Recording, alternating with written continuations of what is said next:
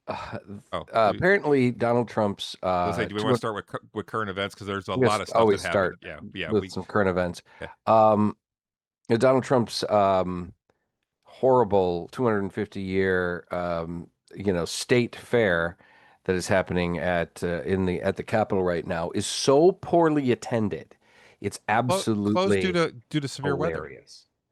Yeah, not just severe weather, man. It's like That's what they it's said. quiet. There's a lot of footage that is coming up on Instagram and things like that where people are just like there's nobody fucking there, man. It's hilarious. Um, he, of course, as usual, has just screwed the pooch when it comes to any of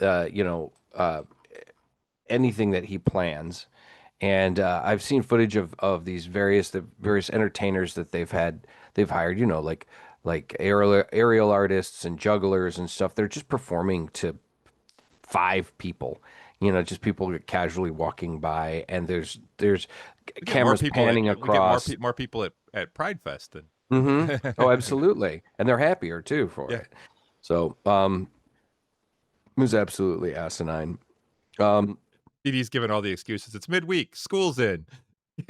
School's not in anymore. This was over the weekend that this happened. I mean, it was just terrible.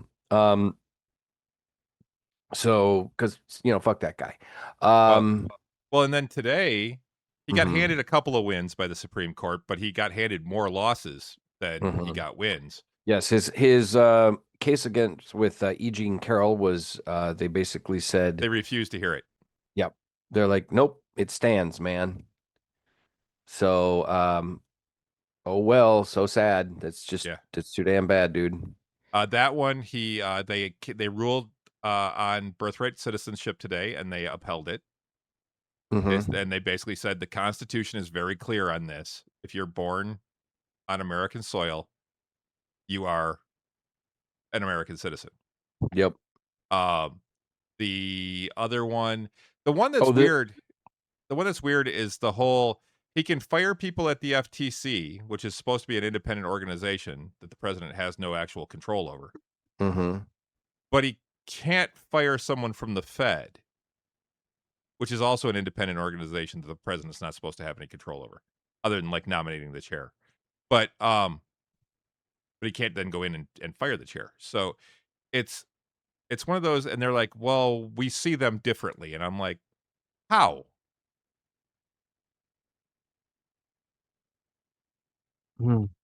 Absolutely ridiculous. Yeah. They also upheld the or voted that in Mississippi, the ballots can be received up until 5 days after the election day, provided they are postmarked by election day. They actually upheld that and said yes, because the Constitution is very clear that states are the ones that run elections. And if that's what their rule is, then that's what is allowed. Yeah, a friend of mine actually said he's already voted. He already did his mail-in ballot for, I don't know, I guess for later on this year. The primaries are next. The primaries, that's what it was. Yeah, that's in August.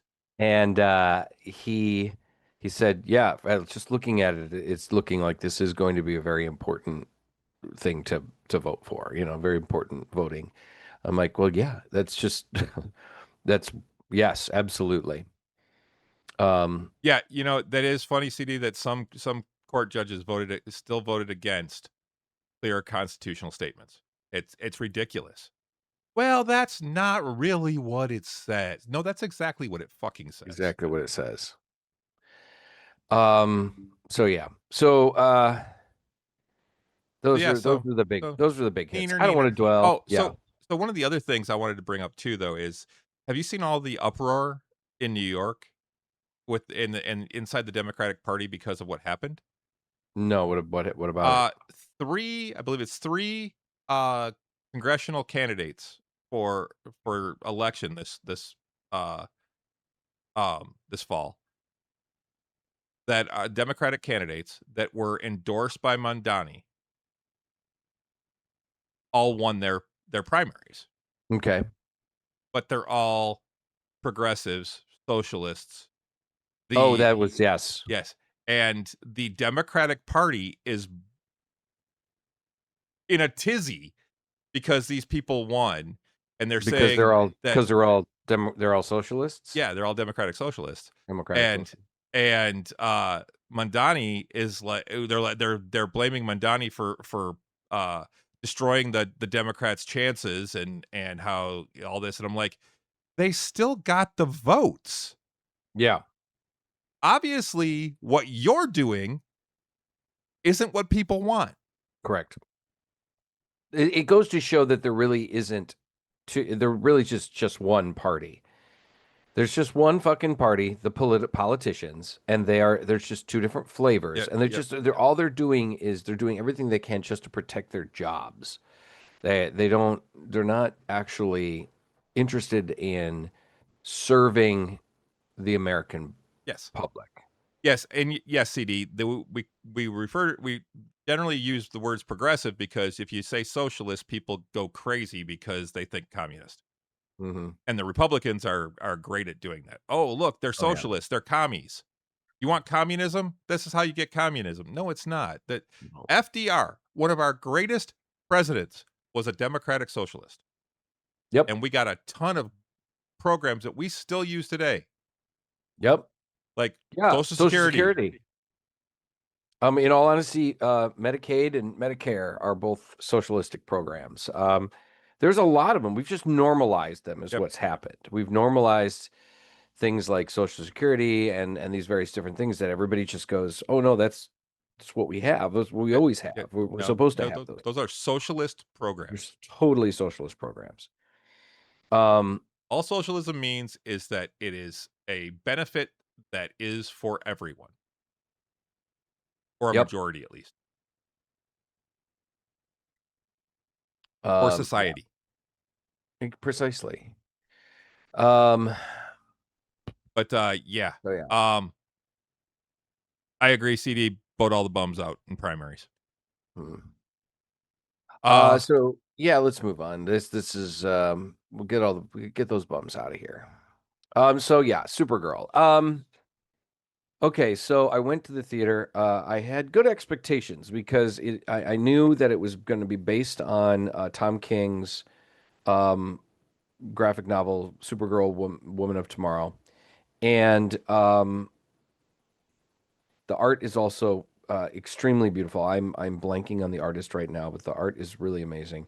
And so they based it on the graphic novel. It was actually a mini series that was then collected into graphic novel. And when it was announced they were going to be using that as graphic novel as the base of this story, there Bilquis was a Evely yes, Bilquis Everly, or Evely. and there was a run on copies of the book. They had to read. Oh, They she's had to do Brazilian. yeah, Sorry. they had to do a run of reprints because there was just a run on it. And so I had kind of high hopes, particularly of the director who did this movie. He has done some pretty great movies. He did I, Tonya.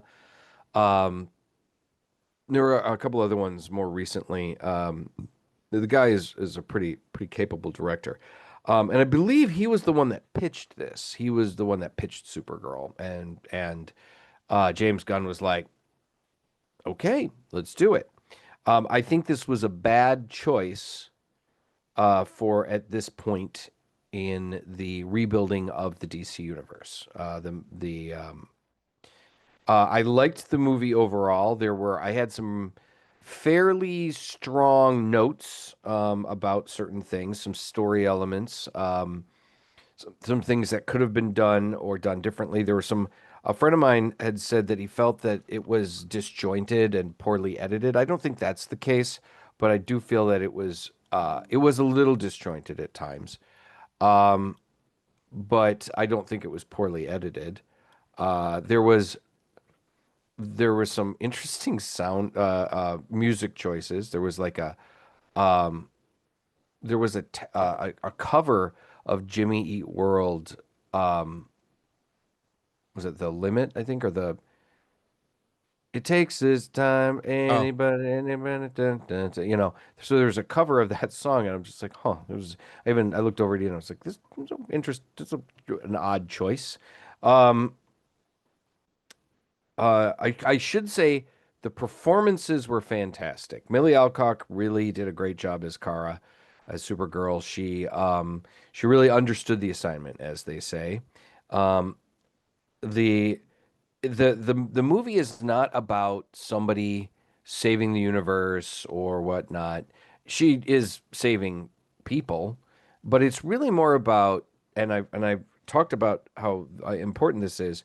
It's really more about Supergirl figuring out and working through her personal trauma and helping this other girl, this alien girl that she's helping in this grand adventure, to also through some trauma and coming to terms with the pain that they have suffered.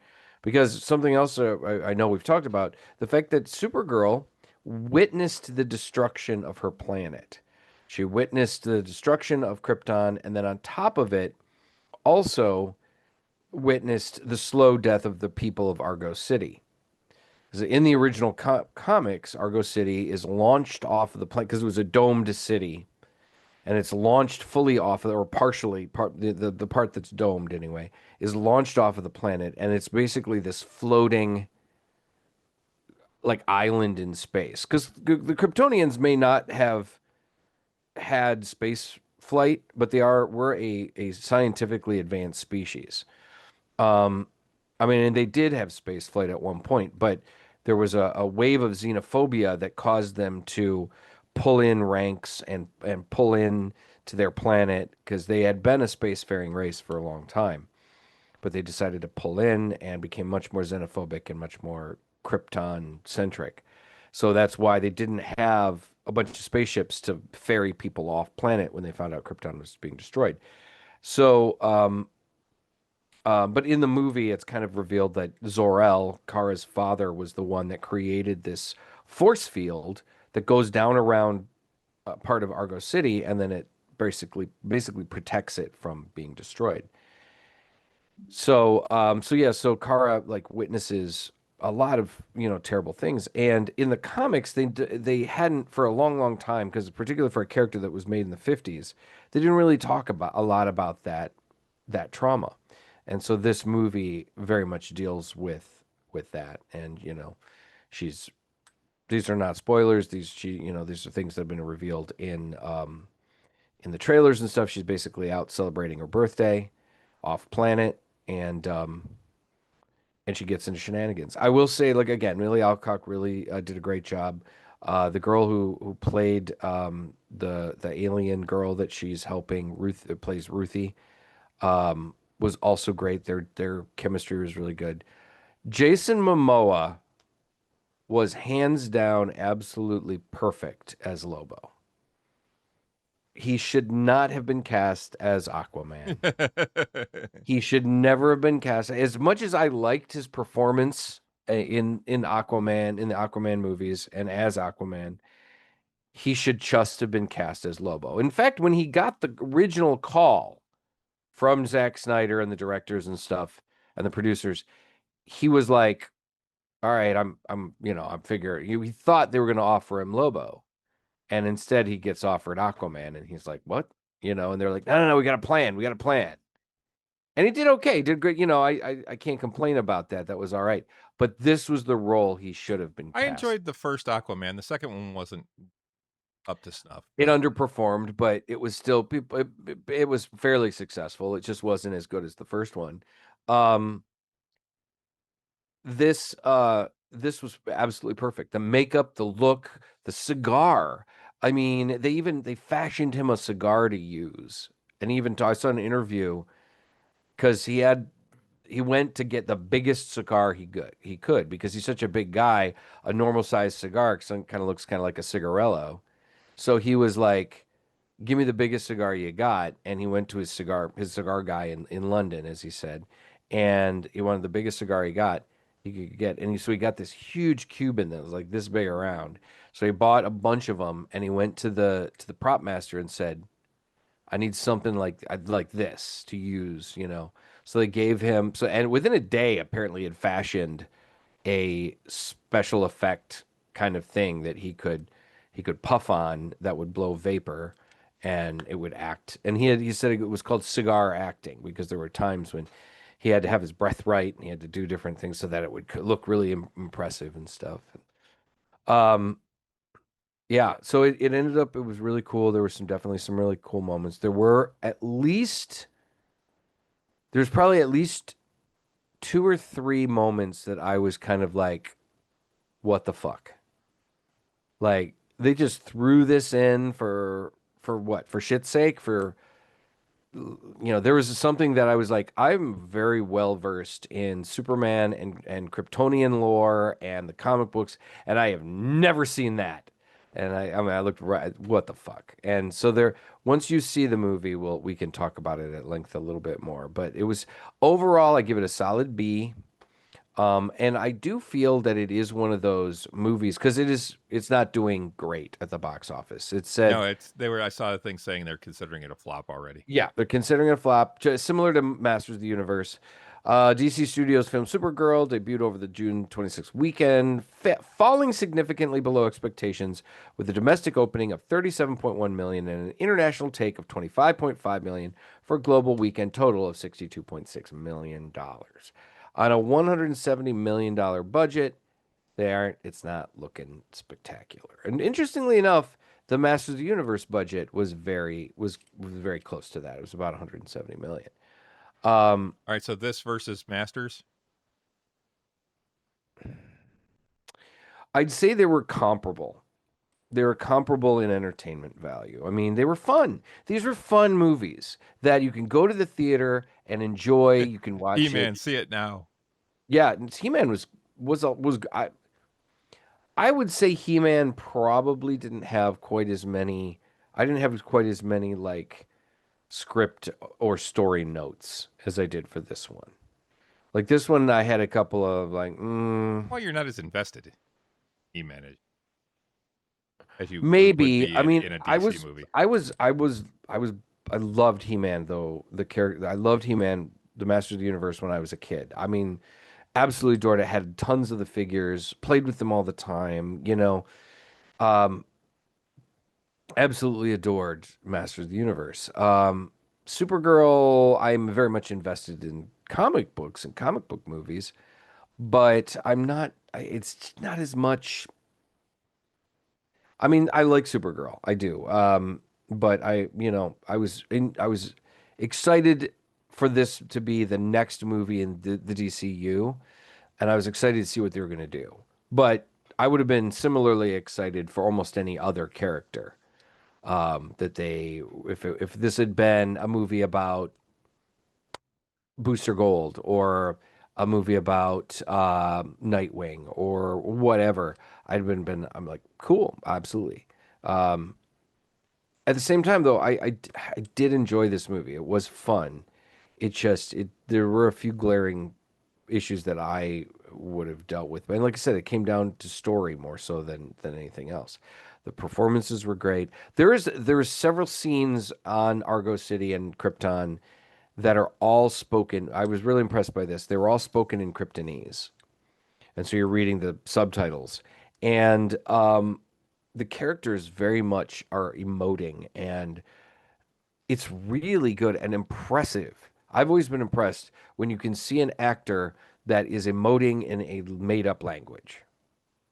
And they're doing a great job. They're really selling the emotional content of the scene and they're using a language that is not real. They're basically just reciting these lines of this language they don't know, but it's coming across very genuinely. It's very impressive to me. And Michael Krumholtz, who played, I think it's David Krumholtz, who plays her father in the movie, Zor-El. He he does a great job. That was a very powerful scene, and I'd say emotionally, it's some of the most powerful scene acting in the film is when she's talking to her parents and before she leaves Argo City, and So yeah, so I would say go and see it, guys. It's fun. It's an excellent film. It's a fun film. It does have, if you're a comic fan, you're going to see the things that I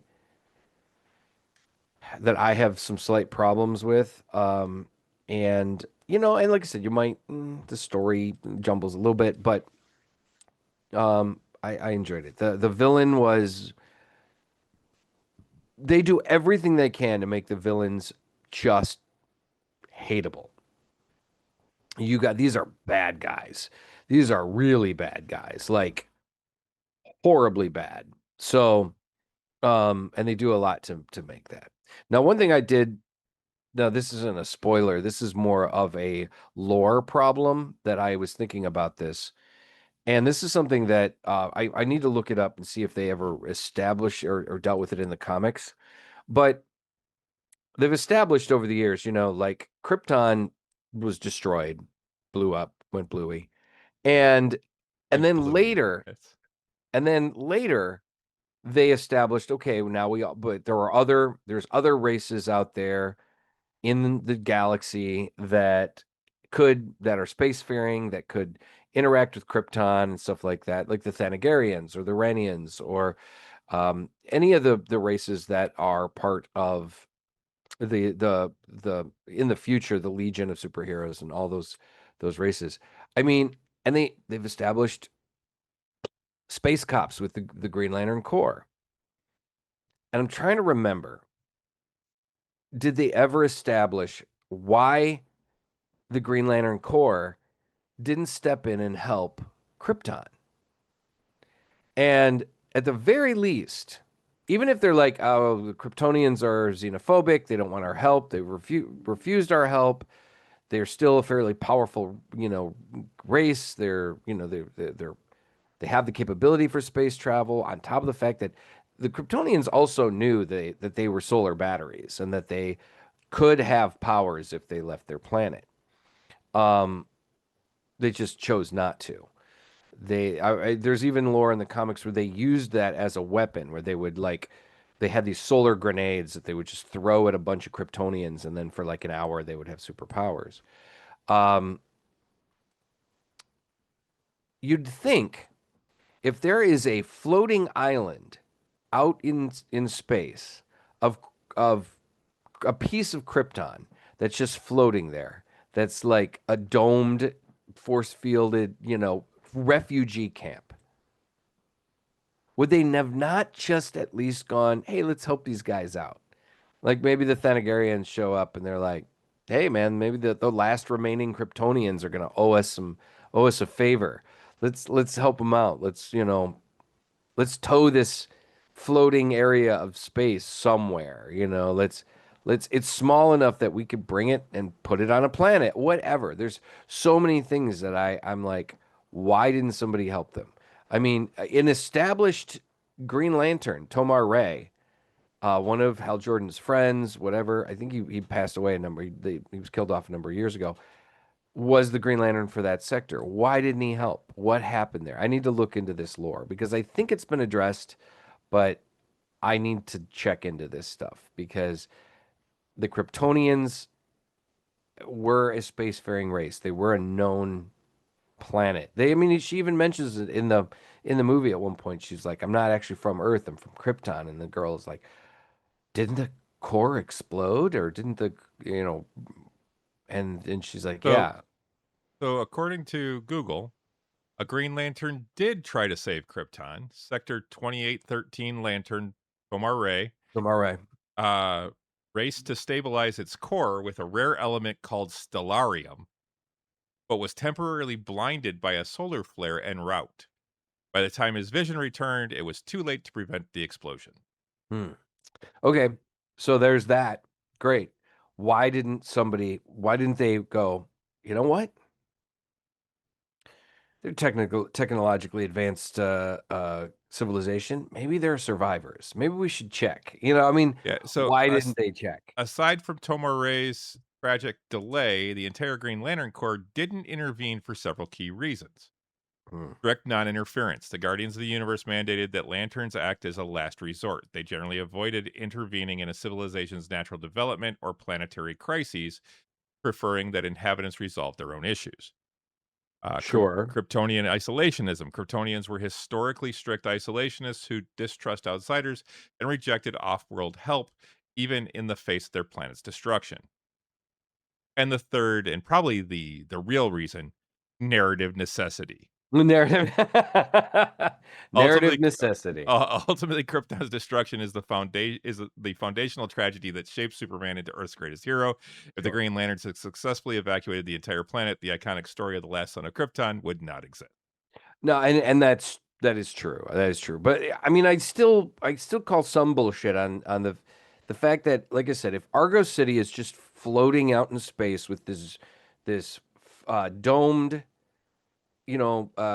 force field protecting it, because in the movie they show it's been out there for like a bunch of years, like several years, just floating there. The people somehow surviving.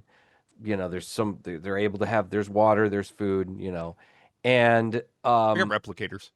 there's something like that. Where's the power coming from? That kind of thing. That power this. Wait, so force here's one of field. my questions. They A- never and they I'm never and explain that. I'm sure I'll see it when I see the movie. But is there light, like daylight? Because Yeah, they wouldn't have that if they're just right. floating That's through the it'll middle be of space. constant. I think what it is they're still in orbit. They're still in the relative orbit of. I don't think they were out Of the flying through I thought space. yeah, okay. I thought the part of it was too that the solar flares from the red sun were also what was causing the issues on Krypton. See, there's been a number of different like discussions as to what actually destroyed Krypton. There was that the core had destabilized, and that's what made it explode. There was also that their sun went nova, and their sun did not go nova. Rao is still a super red giant. Um, The core destabilized because see that's what happens when you let capitalists just keep mining and just keep mining and mining mining. and mining and mining, right? And there was like talk that they went too deep with their mining They dug operations. There too was deep. also The yeah, Balrog came out. there was also apparently they tried to, I think they established a few years ago that there was alien interference. This enemy of Krypton like did something to destabilize the core. So Kryptonian anyway, propaganda, man. That's just Kryptonian but that's the propaganda. other thing. Yeah, Kryptonian propaganda. That's the other thing, though. I mean, you'd think though, even if they were isolationists and whatnot, that there would still be some stuff that they would do, like they'd accept some help. The refugees, the last refugees of this planet, like I said, this floating island out in space for like 8 years, would be like, yeah, we need help. We're dying. Because that's the other thing that's also established in the comic books, is not really a spoiler, is that people on Argo City started getting sick. They started getting kryptonite poisoning. And because they were unpowered, they were they died slowly from kryptonite poisoning instead of quickly. Because if a Kryptonian is their powers are activated, the kryptonite will kill them fast. If they're not, the kryptonite just slowly poisons them with radiation poisoning. Just like if we were sitting next to a bunch of plutonium or uranium, it would kill you because it's a radioactive isotope. So there's that. And then there's so many things that I kind of was thinking. I was like, they could have towed them. They could have gotten Mogo, the planet Green Lantern, the entire Green Lantern. It's a planet it's a sentient planet that's a Green Lantern. They could have said, Mogo, go over here, get that Argo City, and just tow it to a yellow sun, and they'll be fine. Let's get them. Let's get these people off. Let's get them over to somewhere in a yellow sun. So it's Why just they got like to be a things like yellow that, sun, man? Why you got to give them all powers? or an orange sun. Take them to a red sun, just and let them live just like they did. Maybe that too, because that's the thing. Kara goes to a red sun planet so she can drink, Yeah. so she can celebrate her birthday. So anyway, they do some cool things with the lore, with Supergirl's lore, and whatnot. There was, but it was still like me, just as a writer, as a creative. I'm not really a writer, but as a creative, I think about these things sometimes. Like, okay, the stories have evolved. Why haven't they evolved in these other ways? I'm not saying they need to go back and change things. They don't have to suddenly make, oh no, the Green Lanterns actually did save, Krypton. It would be kind of cool if maybe they saved some, like Superman Why? recently just Why we need more super beings out there like that? why not? I mean Superman's just already too goddamn powerful. well Superman actually in the comics did discover a lost tribe of Kryptonians that were He's got the bottle city. Kandor, yeah. He discovered a lost tribe of Kryptonians that were being held captives as slaves on Warworld when he went to stop Mongol, and he ended up bringing two Kryptonian children back to Earth with him as basically as adoptive kids.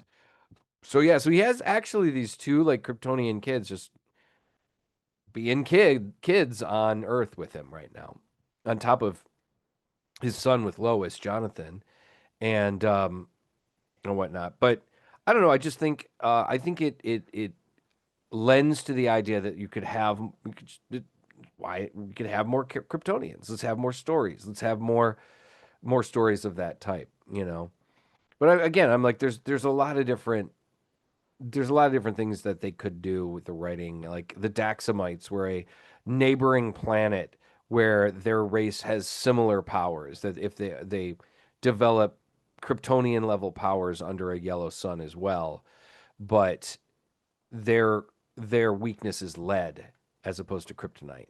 And if they are around it for too long, they're just dead. Even because if you expose Superman to kryptonite and it weakens him and he's like, but if you take it away from him, he gets better pretty quickly. You move it like 10, 15, 20 feet out of the room, he starts feeling better and he Or if you put recovers it pretty inside fast. of something that's made of lead.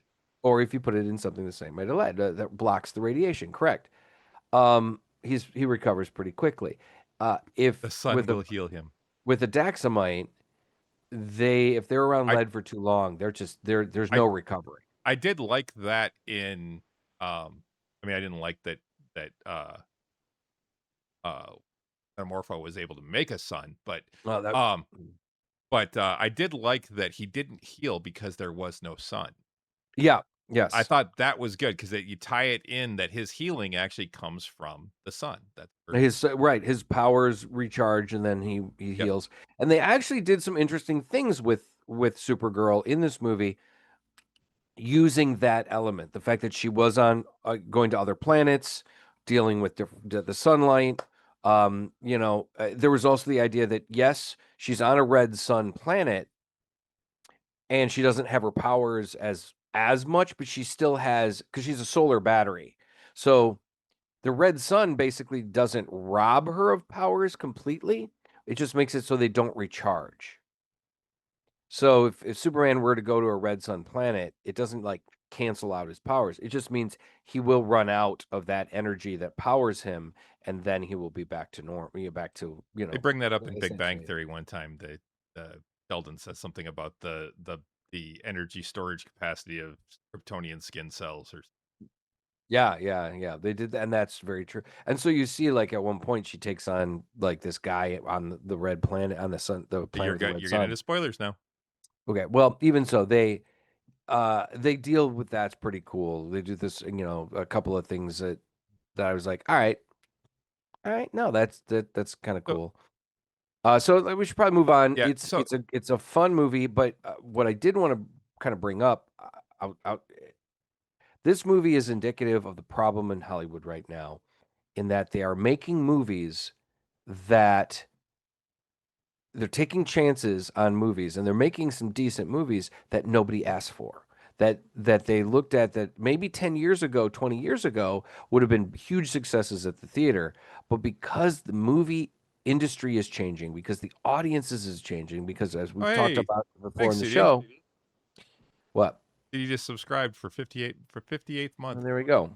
The fact that the movie watching public has changed, that they're still trying to make the same kinds of Must have got a movies. commercial.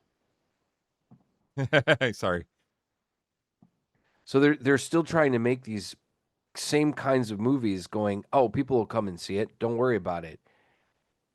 No, people aren't going to give a shit about a second tier character like Supergirl, a B level character she's been around for a long time. A lot of people know about her. I mean, she had a very successful TV show for 6 years. It went well. It was a successful show, and people liked it. But nobody was expecting a movie with a whole different actress and all this other shit. So for their follow up to Superman to be Supergirl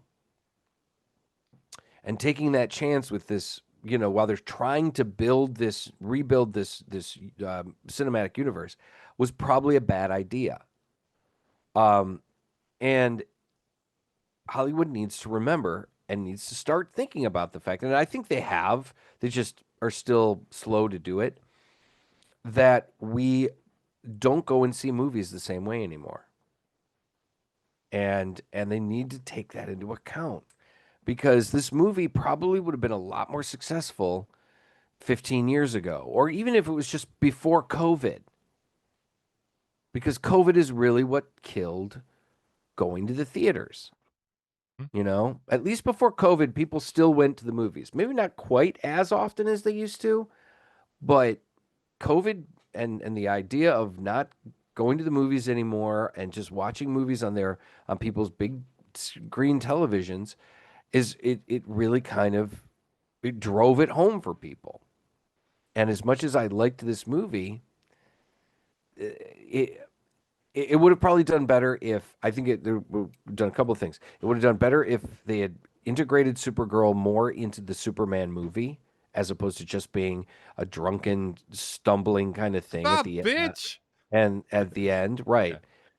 If she had been a bigger part of the movie and people were like interested in seeing more about her, it might have been more successful. If they had done a movie about Mr. Terrific or any of the other characters, I'd say Mr. Terrific was kind of the standout character in that movie outside of Superman that people really liked. The Justice Gang. From the Justice Gang. If they'd done a Mr. Terrific movie, that might have done a little bit better. But people aren't spending their movie money on a second tier character like this. If it had been a Batman movie, it probably would have been immensely successful. If it had been a Wonder Woman movie, it might have been somewhat more successful. But Supergirl, it was just a bad time for it. Speaking of Batman, have you seen the rumors on that they supposedly the choice has been made and it's been leaked? I saw something about it. But what was the choice? Tom Brittany. And what is he from? It says best known for Grantchester, but I don't know what that is. But he was one of the finalists for Superman, actually. Tom what? Brittany. Tom Brittany? Yeah, Brittany. Brittany. Brittney. Okay, well, he certainly has the jawline for it. Yeah. Well, and they say he looks quite a bit like Corn Sweat, which makes it comic book accurate because Superman and Batman always looked, Clark and Bruce always looked quite similar.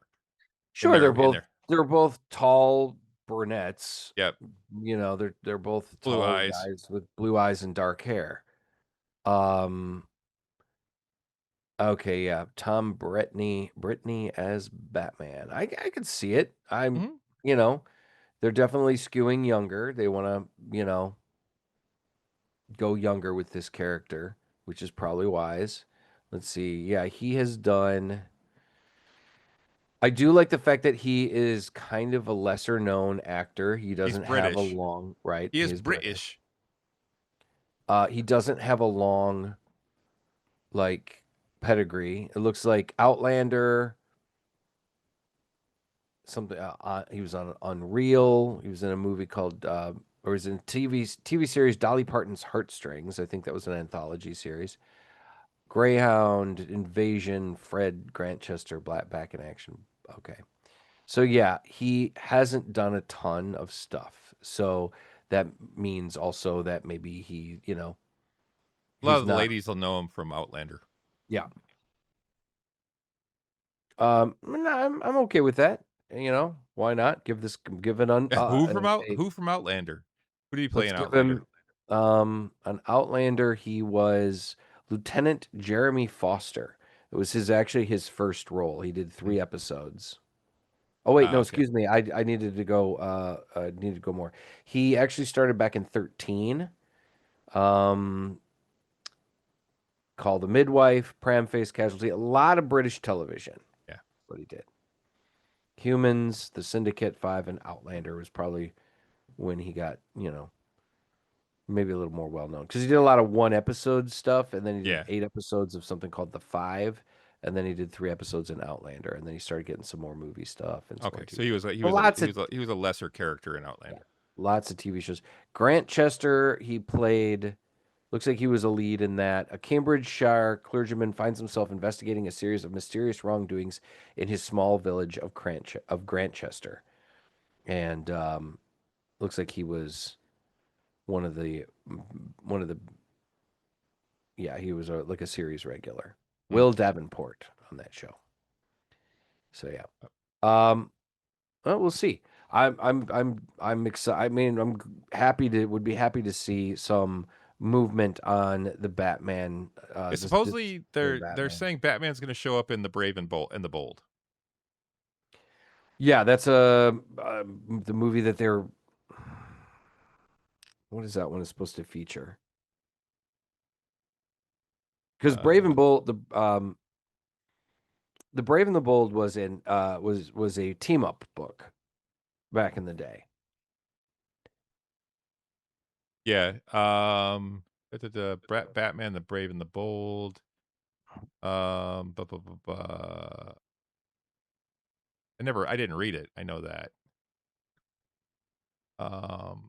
Well, out through like the 60s and 70s, The Brave and the Bold was a team up book, usually between featuring team ups between Superman and Batman. So,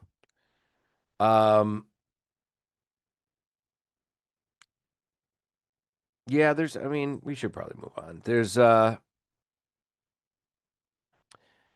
excited to see. The original comic book series ran from 55 to 83. Mm-hmm. Yeah, it was shut down soon before, not too long before the Crisis on Infinite Earths. Batman Brave and the Bold was 2008 to 2011 animated series. There's the upcoming DCU live action film. Interestingly enough, it began as an anthology featuring historical adventures and knights. By the 1960s, it evolved into a premier team-up book. Starting in 65, it was exclusively a Batman title, where he teamed up with a different DC superhero or character in every issue. Yep. Well, sorry. Yes, correct. It was a team-up book. I think originally The Brave and the Bold was like that had separate stories, and then eventually they of just Batman and then Superman, and then they eventually teamed them up together. Well, they said it was an anthology, so yeah, it started off. The original was actually historical adventures and knights, and then it became more superhero based. Oh, okay, right on. In the 60s, at least that's what it's saying here on the Googles. On the Googles. All right. So what else are we going to talk about? I went and played. So staying on the superhero thing just for a minute. So I went to one of the other things I did this week was I went to Paulie's and played Magic last night. Yeah. And I got to try out my new deck. I got to try out my Doom Prevails from the Marvel, one of the Marvel Commander precons. Okay. And I've been seeing a lot of stuff online, and people are saying, "Oh, it's the most expensive of the decks." Of the 4 Commander decks that came out. But everyone's saying, "Oh, it's the worst deck out there." And of the 4. And after playing it last night, now granted, I lost. I was out first. But after playing the 4 people that were playing, I said something about that, and one of the other guys goes, "If that's the worst, how the fuck do the others play? Because that deck's nasty." And right out of the box, it is a pretty nasty deck. Now, granted, is there room for improvement? Absolutely. Every precon has room for improvement, and I can see a couple of things that might tweak it a little bit, but I'm going to play it a couple more times before I actually start playing around with subbing cards in and out. But I enjoyed it. I had a lot of fun. It's a very villain based deck, and I mean, I'm bringing out like villain after villain. Like one of my first villains that came out said, all villains that you cast cost one less to cast, one less mana to cast. So I was bringing out villains faster.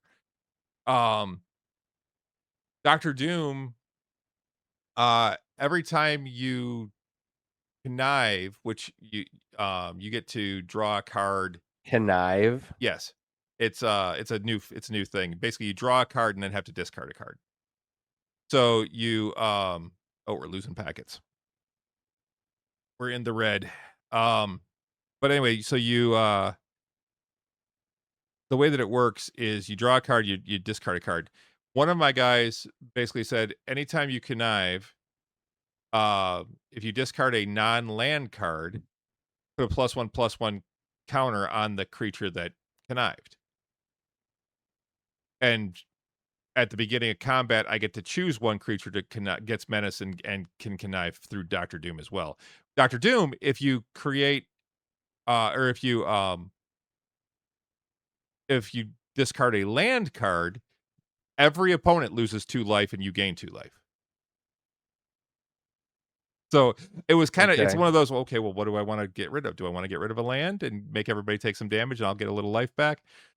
So it was a fun deck to play. I had a lot of fun. Very cool. Good. It's good. I mean, as much as I was a little opposed to that kind of like putting the Marvel characters into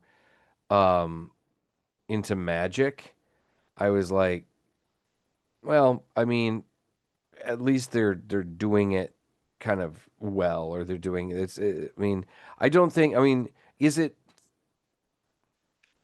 a self-contained type of Magic the Gathering, or can you, if you No. want to, play Spider-Man in any kind of Magic deck? You can play Spider-Man in any kind of Magic deck. Okay. You can play Ant-Man in any kind of Magic deck. Like actually, one of the things I'm going to do is I actually want to make an Ant-Man commander deck. I want Ant-Man to be my commander. There's one card I've actually got it pulled up here. It's the Astonishing Ant-Man. It's one of the ones I got. Whenever you draw a card, it only costs 2 mana. It's a blue-red deck. Whenever you draw a card, put a +1/+1 counter on the Astonishing Ant-Man. So every turn, you're going to put a +1/+1 counter on him. And then for 2 colorless and 1 green mana, you can tap him and you can remove any number of +1/+1 counters on the Astonishing Ant-Man and create that many 1/1 green insect creature tokens. So it's a way for you to make a bunch of tokens. If you combine that with some stuff that lets you proliferate, which is continue to add counters onto your creatures, and things like that, you could get a lot of counters and a lot of creatures out pretty quickly. So I'm looking at that's when I'm like, oh, I'm going to build that deck. Plus, it's green and blue, so there's a lot of things that you can do with that. A lot of things you can do with that, like you can put giant growth in there. You can put counter spell, of course, in there. A lot of things you can do. One of the other cards that supposedly that goes in there, it's a blue called Pim Particles. It's a sorcery. Target creature gains vigilance until the end of the turn and can't be blocked this turn. Draw a card. There's another Ant-Man card. It's Ant-Man Colony Commander. The Wondrous Wasp can be put in there. A lot of different things. But some of the other cards I got MODOK. He's a mythic. Nice. I got so one of the things that I think is kind of cool with this is, so there's I don't know if you've seen enough with Magic where they talk about the cards can transform. So instead of having I've heard about this. Yeah, so at anytime that so everyone uses sleeves now. Everyone puts their cards in sleeves so you can't see the back. Right. Which you really kind of have to, because if you have transforming cards, because the back of the card isn't the Magic the Gathering logo on the back like a normal card. It actually has another card on the back. So it's a double-sided card. But what most of the heroes are, at least those that have secret identities, is you cast them for their secret identity cost, and then you transform them into the hero. Okay. Like Bruce Banner, you bring him Right. in, he's low cost, but then there's a much bigger cost And he turns to into the Hulk, turn him into the Hulk. and you flip the card over. Yep. And he goes from being like a 1/1 human scientist to being a like 7/8 rage monster. Right. Yeah. I think that makes sense. I think I got a card. It like came with one of my comic book I got, and I think I saw one of them. I think that's fucking cool, man. Making them a transformative card. That's pretty cool. And one of the things in the Doom Prevails deck, one of the most expensive cards in the new Marvel set actually comes in the precon, which is one of the reasons why they've jacked the price up, and it's Molecule Man. He's actually one of the most sought after cards. Yeah, you were telling in the me he's precon. really powerful. I'm gonna bring up his card right here. So he costs 6 colorless mana to cast. He's a colorless human villain, legendary creature. Non-land cards in your hand have Miracle 0. That's his whole power. And it's what Miracle is you may cast a card for its miracle cost when you draw it if it's the first card you drew this turn. So basically, you draw anything you draw from the top of your deck has a casting cost of 0. You could pull look, this is a non-creature or non-land card. It's a 12 or a 10 mana cost. Bam, I get to play it for free. That really fucking useful. Yeah. Yeah.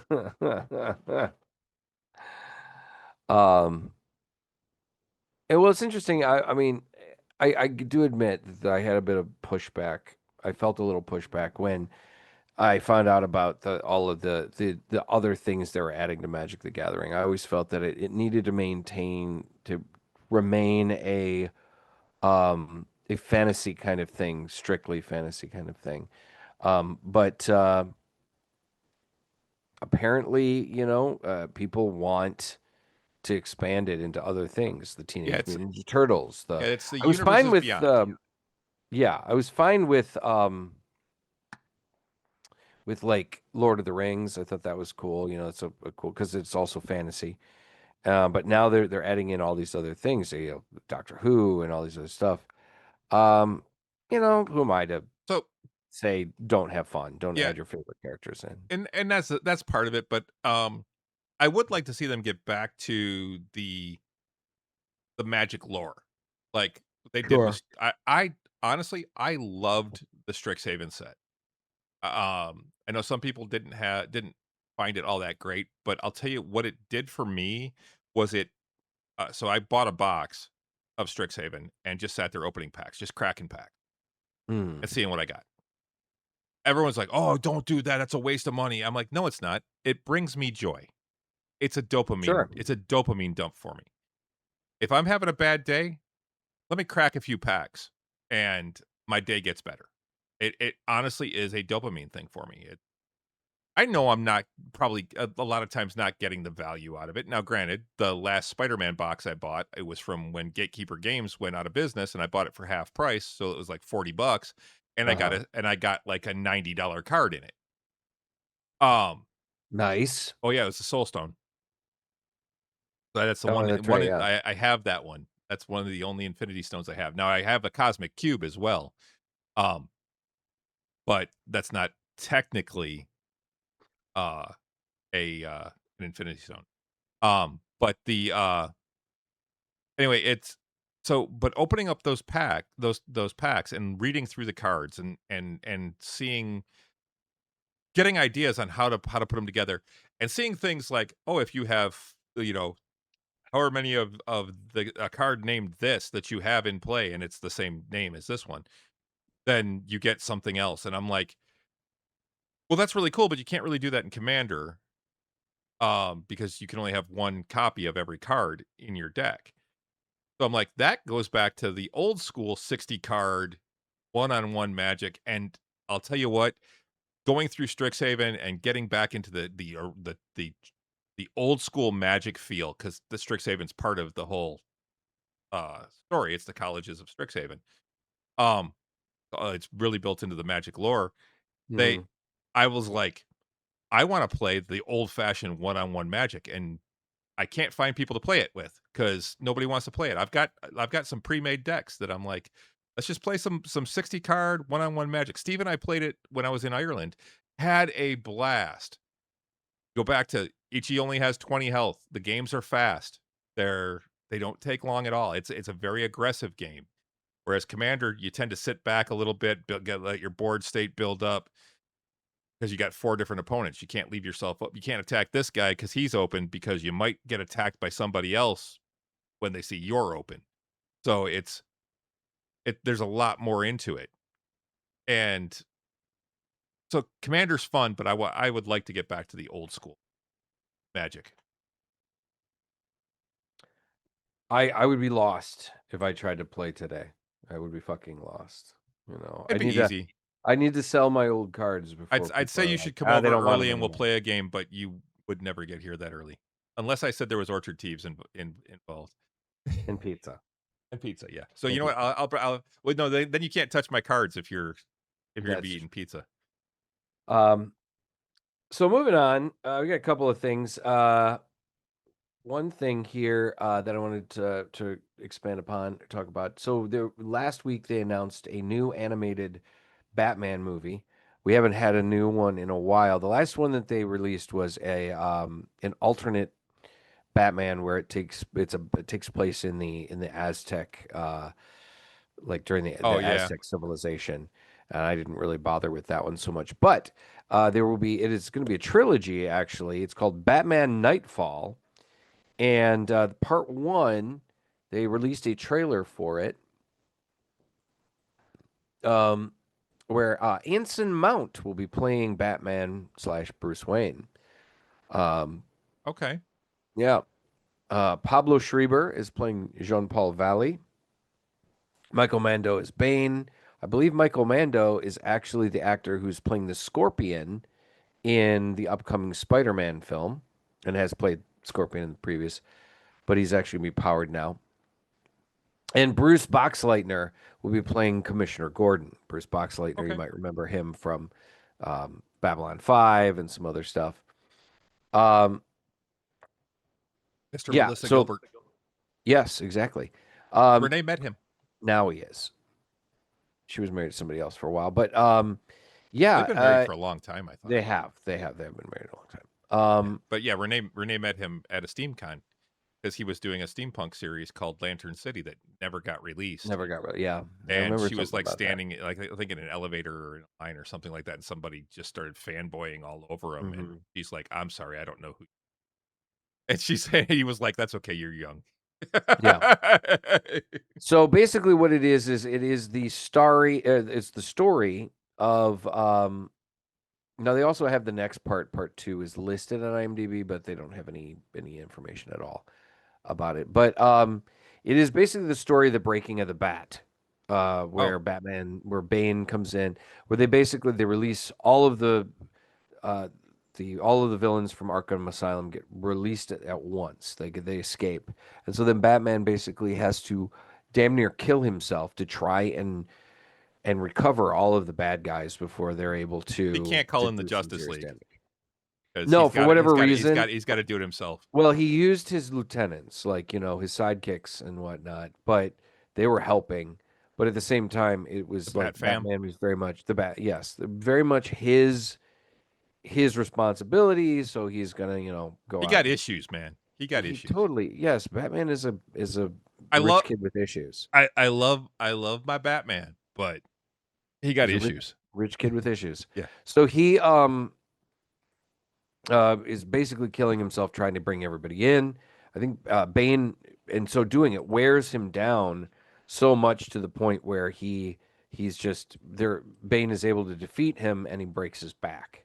And then so while Batman is in recovery, he gives the mantle of the Bat to another lieutenant that he was training, a guy who was going by Azrael, and Azrael becomes like A initially takes on the true Dark original. Knight. Originally takes on the the normal Batman uniform, but then creates his own darker armored Batman, and then eventually Bruce Wayne has to. Starts using much more lethal methods too. Oh yeah, very much so. And then so has to get better and recover, and then he has to take back the mantle of the Bat from Jean-Paul Valley. So they were finally animated this story. This is a story that happened in the early 90s. It was right after Superman. I love Azrael's costume. I Oh always yeah, did. no, the Azrael's costume was actually really cool. Flaming sword, and it was a pretty cool outfit. He's gone back to being Azrael now, but yeah, he was still kind of worships Batman on a weird level. But Superman, they did the story where Superman was killed by Doomsday, and then he came back a year later, and then a year, then it was like, okay, now we got to do something really big with Batman. So that's what they did with the Breaking the Bat. It's actually considered a pretty good story. It holds up to some extent. I think I might even have the novelization over there somewhere. I did. Yes, I do. I have the novelization right there by Denny O'Neil. And so it was a pretty well received story, but it was also one of those things where, like, oh, Batman got hurt, he's going to pass on his identity to somebody else. He'll be back in the suit in a year, and he was, but the journey was getting him there was still really cool. So it is excuse me, it's going to be a trilogy. They're going to be, I believe it's premiering at Sundance first, and then they'll go from there. But the visuals look really great. They look very. They've taken a lot of like inspiration from the artists at the time, like Kelly Jones, who was drawing Batman at the time, and but it is very much a like a product of the '90s, very much so. So I'm excited for it though. I love the DC animated films. Almost pretty much every single one of them. I'd say at least 95% of them have been really good Yeah, and very entertaining. yeah. There's a few that are I wasn't there's a few crazy. that I wasn't crazy about like the uh Ronin Batman and Aztec Batman. I wasn't crazy about those. yeah, there But were a couple there that were like, do we need this? The whole yeah. now Steampunk Batman was badass. Well, that was basically that was Gotham by Gaslight. Yeah, Gotham by And Gaslight. that's Gotham by Gaslight is largely considered one of the very first DC Yep. Elseworlds tales. And it was basically Batman, but set during the Victorian age, and not so much steampunk Batman. They didn't really call it that, Right. but it became as such. It was pretty Yeah. much like a lot of the technology he ends up using is very steampunky, and it kind of became a well-known kind of steampunk story. And it was Was drawn, it was drawn by Mike Mignola, who created Hellboy. Batman goes up against Jack the Ripper. It's just a really cool story. And they animated that one as well. Yep. And it's pretty good. Yeah, that one was good. Yeah, most of them have been pretty good. The only ones the only one I really had problems with, or I felt fell short of the mark, was The Killing Joke, because And it's it was only because also they added the one scene. right. That, Well, that not so much the whole first act mm, is all new material. And even that I was fine with that until the scene where he and Batgirl get it on. Batman and Batgirl get it on. And it's never been a thing. I actually really got annoyed by that. So and we talked about that recently. So yep. yeah. So the animated ones, it doesn't give us a date yet. I believe they're waiting until it premieres at Sundance. I'll check it out. Um, There's still yeah. I've watched most of the Batmans. I haven't watched a lot of the other ones. I haven't watched a lot of the Justice League ones. Um, They're great because they are pretty much all feature Batman on some yeah. level. Well, and I haven't watched any of the Superman ones. Although I will say Red Sun is actually on my list Oh, it's of great. ones That's a to great watch. one. What happens Yeah. if Superman were had crashed in Russia. Soviet Russia. Yeah. Yep. No, that's actually a really good one. And it's also considered again a very classic Elseworlds graphic novel. That one is very well loved. It's a really cool story, actually. It's not one of those, like, a lot of times Elseworlds tales or what ifs end up being like sadder stories or tragic, or because they always want to show that the original true story, or true the original story is still the ultimate, the best outcome. And usually these alternate stories are quite often can be darker, or they can be, negative, or, whatever. At the very least, they still do end up being very different. So, Another one that I want to see is the Crisis on Infinite Earths trilogy. oh I yeah, haven't watched that one. I actually haven't finished much. I watched the first part, and I need to sit down and just finish it. It's really was quite good, considering that right after the Crisis on Infinite Earths is very important to me because it was right after, or I started collecting actively right after that. I was reading And comic books I was before that. collecting during Crisis. Crisis was Right. like the first mega series that Yes. that came out, and I'm like, what do you mean this series is going to go 12 for an entire year? Yeah. Holy crap. All right, yeah, I got to have that. Put it in my box.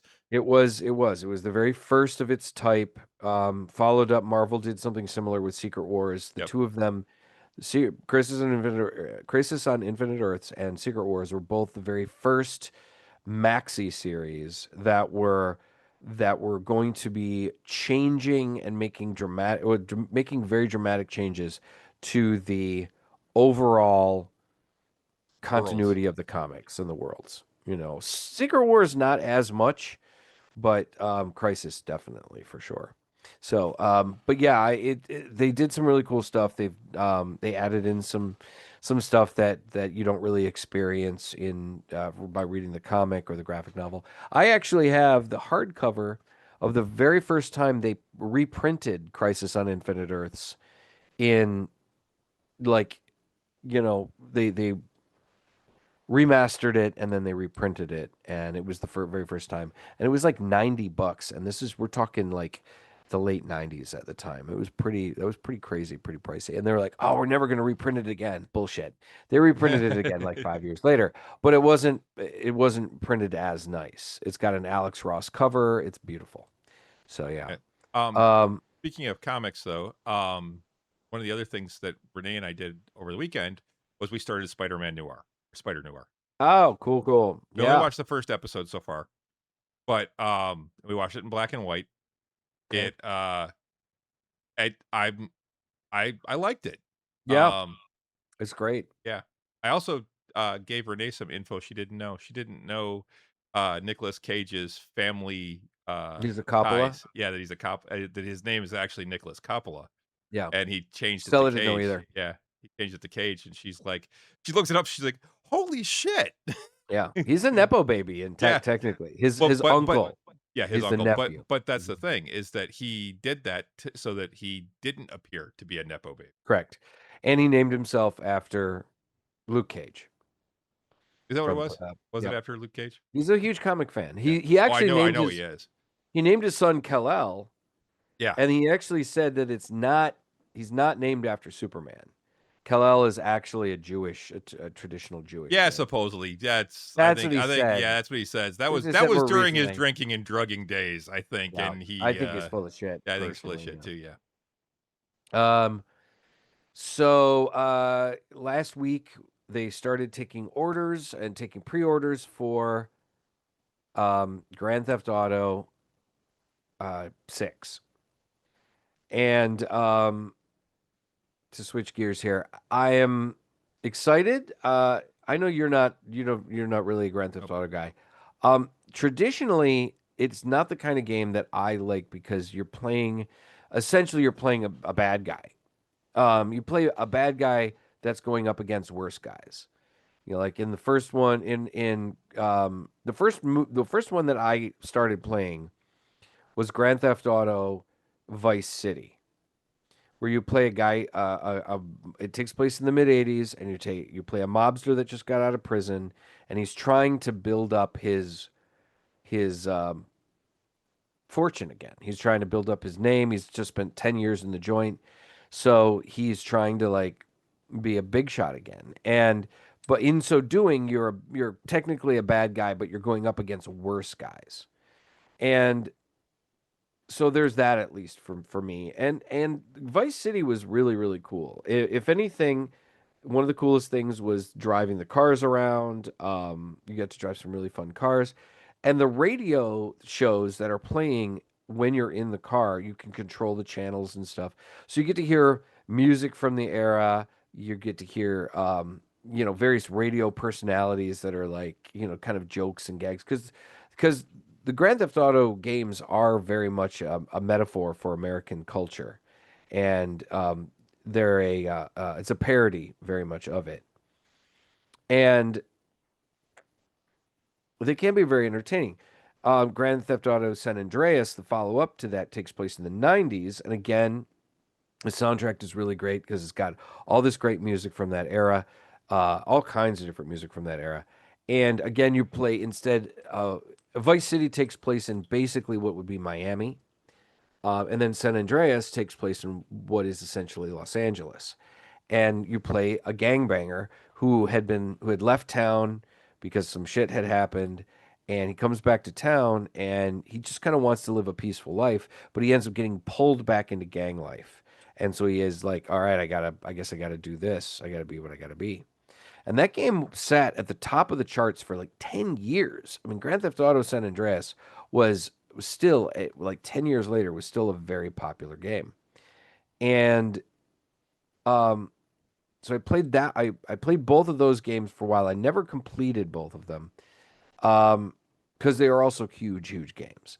And then I played Grand Theft Auto 4, which takes place in Liberty City, which is New York. And that one I actually defeated or finished it. And you play a less of a bad guy, I guess. You play an immigrant from the Ukraine who served in the Russian army or something like that, and then he comes over here to try and make a new life and ends up getting sucked into organized crime. And again, it's an excellent game. And then, of course, then we had the follow-up Grand Theft Auto 5, which came out in like 13. It's been a long time since we've had Grand Theft Auto 6. Grand Theft Auto 6 is going to be probably the biggest game release of all time. It's there's almost no other video games are being released at that time for at least a month around that game. And it's going to be huge. They released the price for it for the pre-order. The game is selling for the first time, selling for $79.99. It will be the first AAA game to go to that price at its first sale. I'm a little bummed about it because that is setting a price point that is pretty dramatic. Game prices had jumped from $59.99 as the average to $69.99 fairly recently, but now this game is going to set a new standard where AAA games are going to be, some of them are going to start being released at $80, and that's a lot, dude. That's a lot for that $79.99. You better be getting a lot for your money. Now, this game is going to be massive. It's going to be the biggest one. It's obviously going to be the biggest one they've ever made. The area of the game, it's going to take place in Florida again, and probably going to take up half of the state. You're going to be driving all over the place or flying or whatever to play, in the realm of this game. It comes out in November. I am excited to play it, but the other thing that's really ticking me off is the fact that it's pretty much going to be just a downloadable game.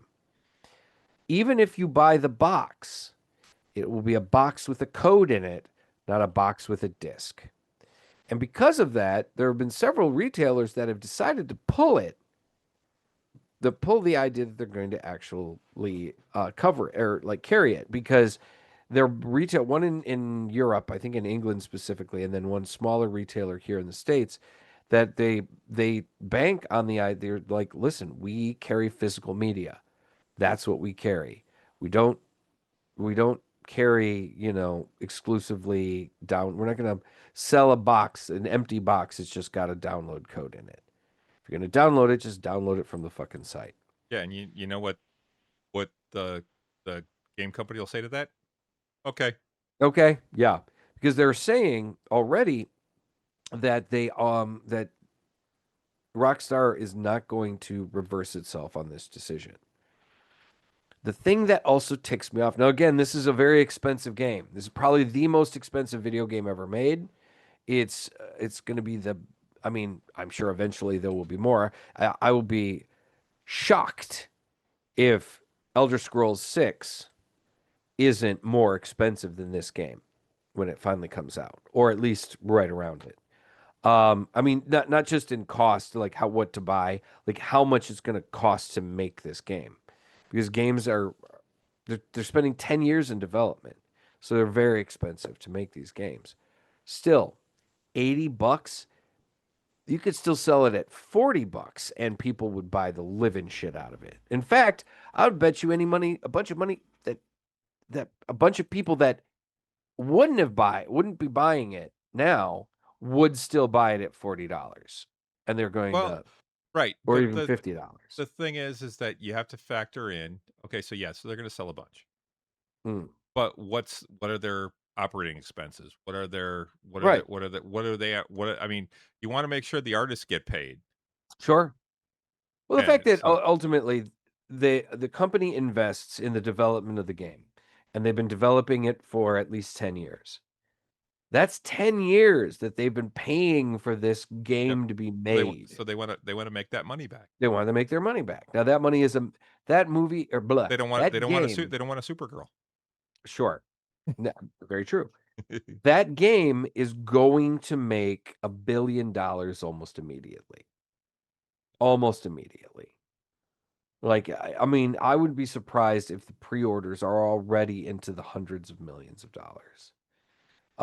If not, at least maybe not hundreds, but I'll bet you the pre-orders worldwide So are probably, pretty high. GTA 6 is estimated to have cost between $1 and $2 billion to develop and market. Wow. Yeah, that's incredible. It's really incredible. That's That's the other thing. that's why it's so much. Yeah. And see, that's the other thing too. Like, it seems to me that when it comes to merchandising, like, they always make the joke, the joke from Spaceballs, saying merchandising where the real money of the movie is made. Yep. Very true, depending on the movie. Star Wars was basically what created the merchandising business of merchandising movies, particularly when it came to toys, because Star Wars is what created the action figure industry. Yes, there were action figures before them, but they were more, they were the GI Joe dolls that were the size of Barbies, the Mego dolls that were, what they were. But the action figure industry kind of, came from Star Wars. And then George Lucas, being the intelligent guy that he is, marketed the living shit out of Star Wars. And that's why he's rich. It's not because the movies were successful. The studios made more money off of that. He made more money off of the marketing of those films. Now, just to put it in perspective, so at $80 per game, they have to sell to break even at $1.5 billion. We're just going to call it $1.5 billion. Split the difference. 18.75 million copies. That's easy. Oh, I know, but that's how many they have to. Easily. That's how much they have to. That's how much they have to do to do that. Now, let's see, times 80 to get back up there. If you were to say divide by even 50, take it down to 50, they have to sell 30 million copies to break even. That's no problem at all. They'll definitely. That's just to break even, though. That still makes the game. That doesn't make the game a success. No, you got to make money. They got to double that. So they got to Sure. sell at least 60 million then. They'll totally do that. There are 300 and roughly somewhere between 300 and 350 million people in this country. I guarantee. Yeah, I was gonna say, but not all of them are gonna play No, not all of them, of course 6. not. But you know, I'll bet you. See what is so 10% of 300 million is 30 million, correct? What's that? 10% of 300 million is 30 million, correct? Yeah, Yeah. correct. Yes. Okay. So would you think that there are 15 million people in this country that would buy a copy of of that uh of that game? Um, maybe.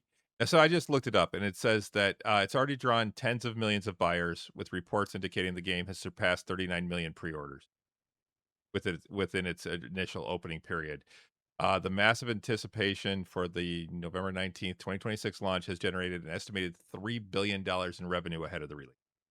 Even on pre-orders, Yep. they've already generated three $3 billion billion. dollars. Yep. That is already a successful game. It's already That hasn't game, even come out and yet. the thing is, that better not come out like fucking Cyberpunk. Cyberpunk, correct? That better come out pristine.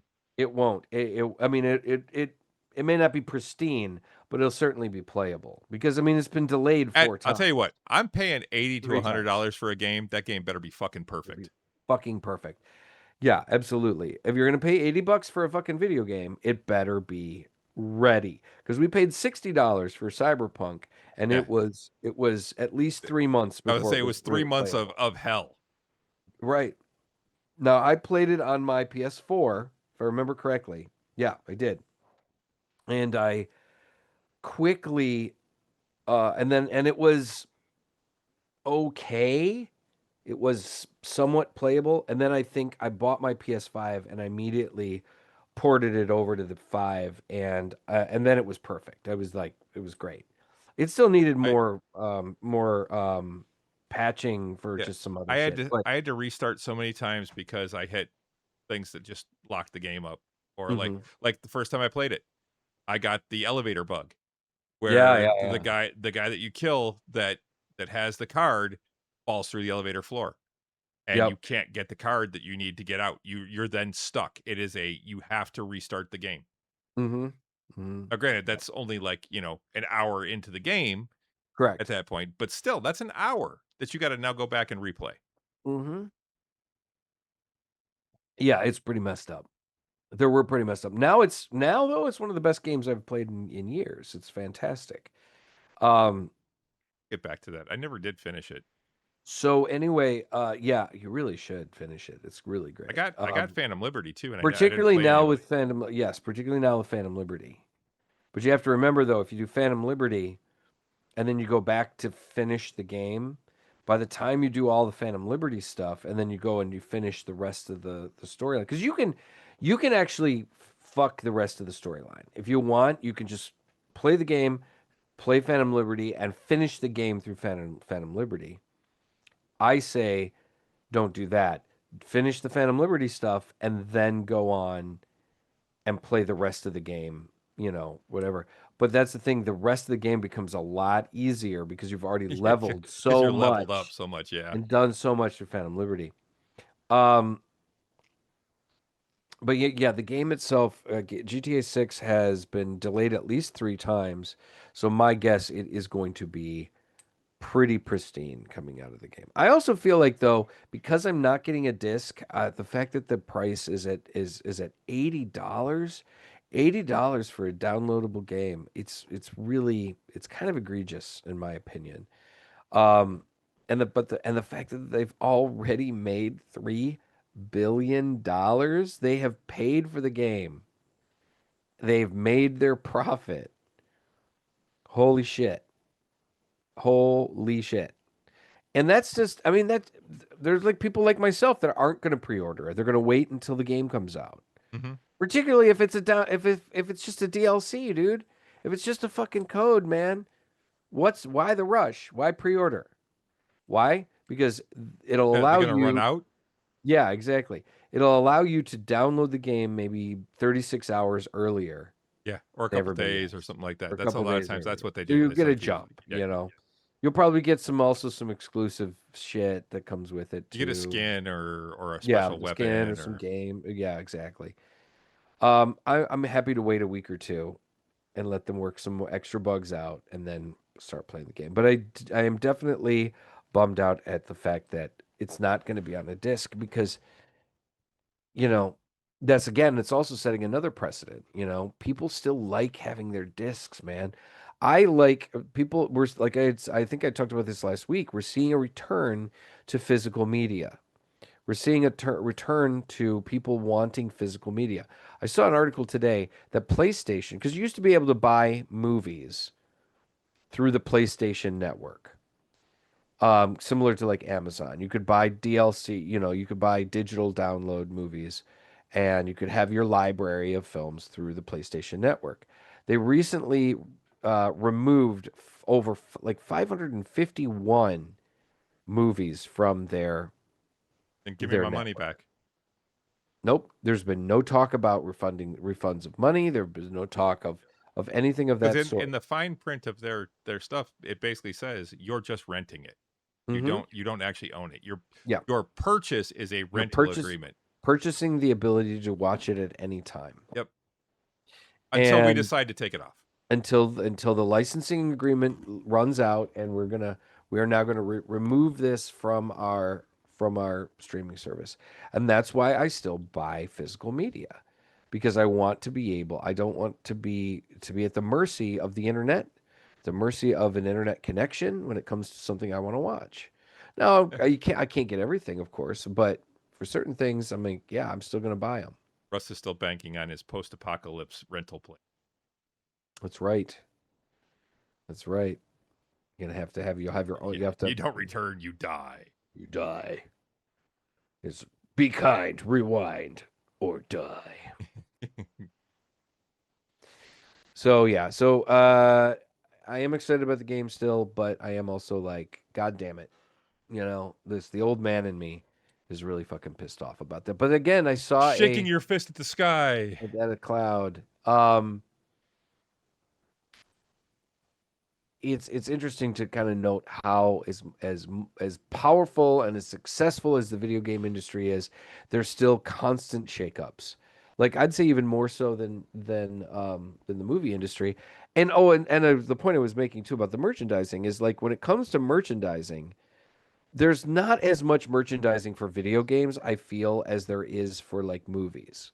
Like Mm-hmm. I think it's growing a little bit more. Like yes, there's clothing and T-shirts and different things, for video games, but for movies and TV shows, that was a major part of the merchandise of how much money a movie made or a TV show made was through that merchandising. I think more of the profit of a video game comes from the actual sales of the video game and not as much from merchandising. But then again, I don't know. I'd have to see the numbers on that. Um, So so it's getting later. We should wrap up, yeah, we should start wrapping up. but before we do, I would like to raise a glass, or in this case, a can, um, and wish a happy 100th birthday to Mr. Mel Brooks. Mel Brooks, absolutely. 100 glorious years. Yep. Thank So you for that all the was magic. 2 days ago. So Sunday he Yes. turned 100. Slainte, Mel. God's love him. Slancha. One other thing I wanted to talk about real quick before we go, and I was just like, this boggles my mind. It's amazing. So one of the reasons they're saying that why movies like Mutu and Master of the Universe and Supergirl failed is they've been very expensive movies, $170 million. And if they don't make like double that back, at least they're barely breaking even. Obsession, one of the movies that came out like 2 weeks ago, I think, or so. No, it's a couple weeks now. The film has grossed $371 million on a budget of under $1 million. Holy shit. It is now officially passed Sinners to become the highest grossing original live action film of the decade. Because Sinners was also not that expensive comparatively. It was definitely more than $1 million, but they didn't spend near as much money on Sinners as, say, Supergirl. So yeah, this movie Obsession that I've heard wonderful things about. Like they say I that it's haven't really even heard fucking good. anything about it. Yeah, it's about a it's directed by Curry Barker. Follows a It's dude. on Prime. Yeah, follows a dude who sucks named Bear, who buys a novelty wishing branch and wishes for his crush, Nikki, to love him more than anything in the world. The wish works, but something takes over Nikki, and she spends the rest of the movie fighting whatever it is in the most violent way. Like basically, she becomes obsessed with him so much to the point um, that it's horrible. It's horrifying. It's a horror movie. Yeah, the movie was made for roughly $750,000 and it's earned $371 million according to Forbes magazine at the global box office. Okay. Like, holy shit. Sinners, directed by Ryan Coogler, earned $370.3 million worldwide on a budget of $90 million. So, I mean, Sinners was still like it wasn't a cheap movie. It was $90 million. It's a lot of fucking money. But it was, I mean, that's roughly what, half? Well, That's half of what it costs. it also had Michael B. Jordan in it, which It is did. he's a big name. And Whereas he was a producer yeah, too. So whereas Obsession, looking at it, I'm like, that is a list of who's a that's. bunch of Yeah, nobodies. it's not who's, it's who's that's. Right. So anyway, that's really impressive, and that's I think something else that Hollywood may need to consider, is that they need to start banking on new projects, on things that aren't, you know, that people aren't kind of sick of.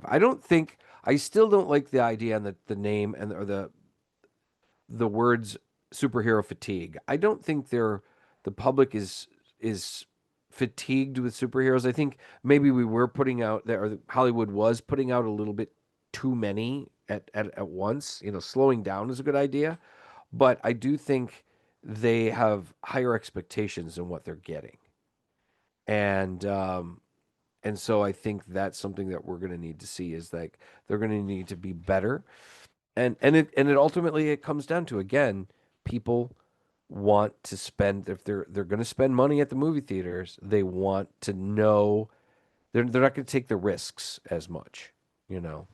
That's why Rotten Tomatoes is such a well attended website. You know, Yep. people want, you know, they want those they want to know what they're getting. So, thanks for joining us, guys. It is 10 o'clock. We need to get out of here. Be sure to join us this coming Friday in the Real Nerd Basement for our bi-weekly D&D game, Tavern Nights. We will be back at the table. I'm excited. Yeah. You know, be sure to keep your eyes open. Look on the lookout for Nerds with Alcohol Entertainment and Drinking Nerds Entertainment. Drinking Nerds Entertainment. But Chris is working on that pretty steadily, and of course, every Tuesday night here at 8 o'clock, be sure to join us for our weekly with two old men yelling at a cloud. Elder Nerds. Elder Nerds, yes. And remember, you can follow us on most social medias. We are on Facebook, Nerds with Alcohol Show, and pretty much everywhere else, Drinking Nerds. Just not on X. We're not on X. We're not I really on cancel. X. I'm on X, but I canceled that account. I'm on X, but mainly I just kind of I lurk. I just kind of look at stuff, and I gotta admit, my feed is largely erotic models and porn stars. I mean, that's what Twitter has kind of become. There's so much.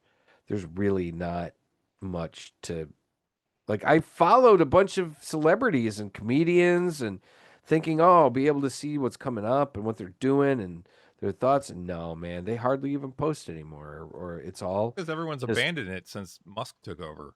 yeah, pretty much. It's largely just sex workers trying to ply their trade. It's pretty wild. All right. Well, I think that's going to about do it. That should do it. So until next time. Until next time. Slainte.